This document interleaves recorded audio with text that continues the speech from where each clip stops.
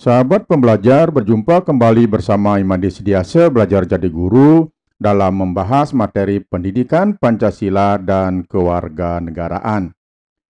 Pertemuan kita kali ini kita akan membahas materi kelas 8 bab 4 Semangat Kebangkitan Nasional tahun 1908.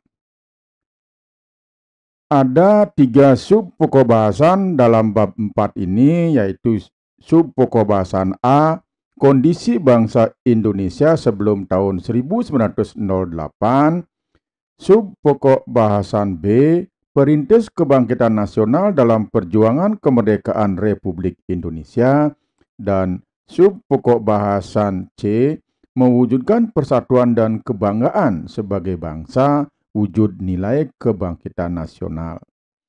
Pertemuan sebelumnya kita sudah membahas sub pokok bahasan A dan sub pokok bahasan B. Pertemuan kita kali ini kita akan melanjutkan membahas sub pokok bahasan C, yaitu mewujudkan persatuan dan kebanggaan sebagai bangsa, wujud nilai kebangkitan nasional. Berdasarkan istilah, persatuan dan kesatuan ini berasal dari kata satu yang berarti utuh atau tidak terpecah-pecah. Persatuan dapat diartikan sebagai perkumpulan dari berbagai komponen yang membentuk menjadi satu. Sedangkan kesatuan merupakan hasil perkumpulan tersebut yang telah menjadi satu dan utuh. Jadi dengan demikian maka kesatuan ini erat hubungannya dengan keutuhan. Persatuan dan kesatuan mengandung arti berarti bersatunya macam-macam corak yang beraneka ragam menjadi satu kebulatan yang utuh dan serasi. Pada masa perjuangan ini, persatuan begitu penting artinya karena persatuan Indonesia ini adalah faktor kunci, yaitu sebagai sumber semangat, motivasi, dan penggerak perjuangan Indonesia.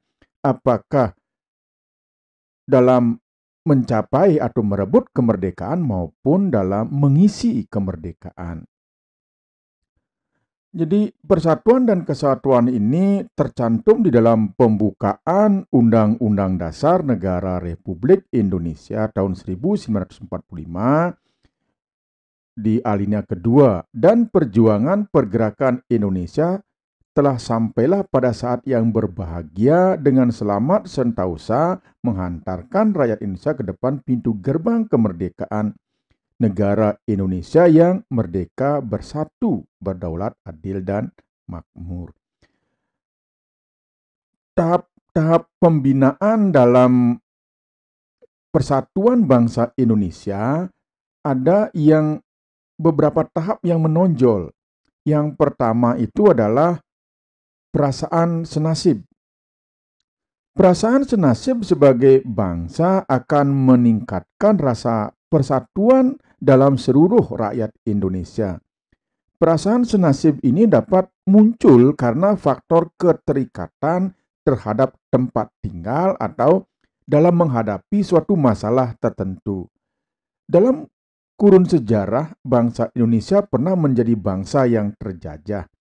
Nah, kondisi inilah yang mendorong perasaan senasib bagi bangsa Indonesia sehingga memunculkan rasa persatuan dan kesatuan tersebut. Kemudian yang kedua, kebangkitan nasional adalah salah satu sesi pergerakan perjuangan bangsa Indonesia yang mulai menyadari bahwa kondisi dan potensi sebagai bangsa. Kebangkitan nasional Indonesia ini dipelopori dengan kelahiran Budi Utomo pada tahun 1908.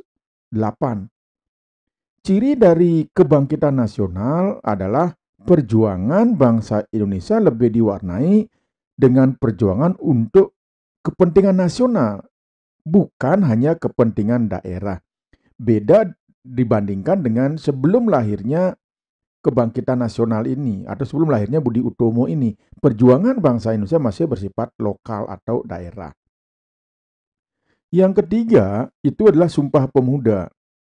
Sumpah Pemuda merupakan penegas bagi bangsa Indonesia untuk mewujudkan sebuah negara yang memiliki identitas dan dicintai rakyatnya. Dengan Sumpah Pemuda ini, bangsa Indonesia dengan tegas menyatakan dirinya sebagai bangsa, satu bahasa, satu tanah air, dan satu bangsa. Yang keempat, proklamasi kemerdekaan tanggal 17 Agustus 1945 ini merupakan titik kulminasi atau titik puncak perjuangan bangsa Indonesia dalam melawan penjajah. Peristiwa proklamasi kemerdekaan dan pengesahan Undang-Undang Dasar Negara Republik Indonesia tahun 1945 merupakan konsensus atau kesepakatan bangsa Indonesia bahwa pengaturan kehidupan berbangsa dan bernegara dilandasi oleh Pancasila dan Undang-Undang Dasar Negara Republik Indonesia tahun 1945.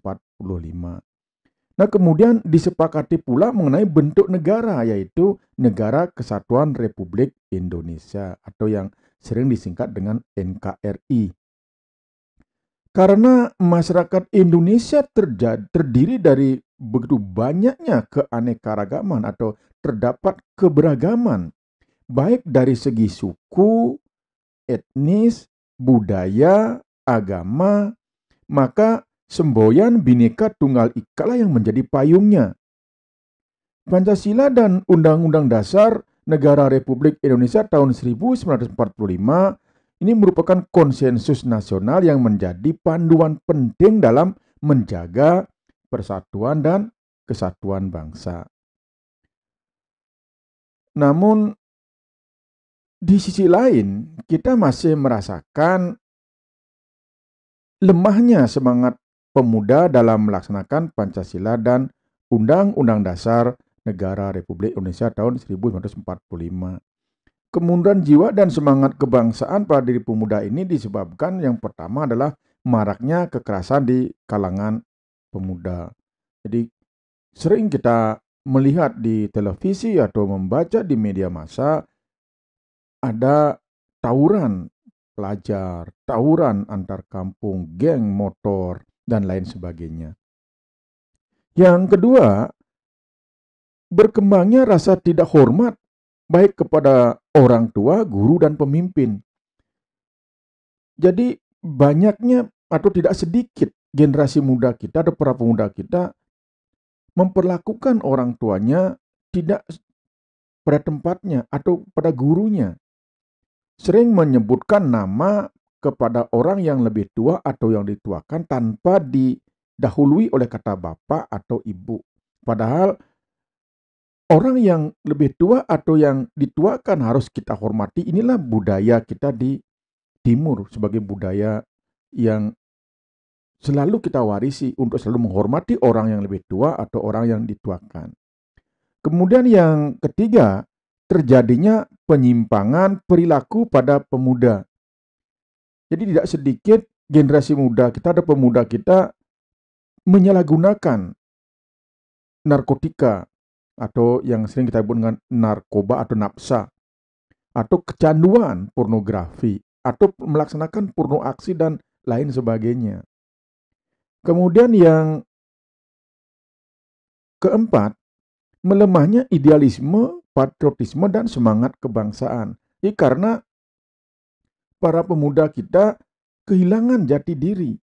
Dia mencari jati diri yang semestinya kita menggunakan karakter-karakter bangsa yang adiluhung, tapi kita mengambil karakter-karakter dari negara lain.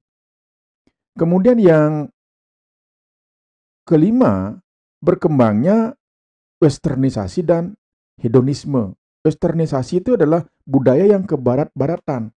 Artinya budaya yang selalu meniru budaya barat padahal belum tentu cocok diterapkan di negara kita. Atau berkembangnya hedonisme. Hedonisme itu adalah paham yang hanya mengejar kenikmatan belaka, Padahal kenikmatan yang dikejar itu hanya sifatnya sesaat, sedangkan berikutnya akan membawa kesengsaraan. Baiklah, sahabat pembelajar, demikian yang bisa kita bahas pada pertemuan kita kali ini.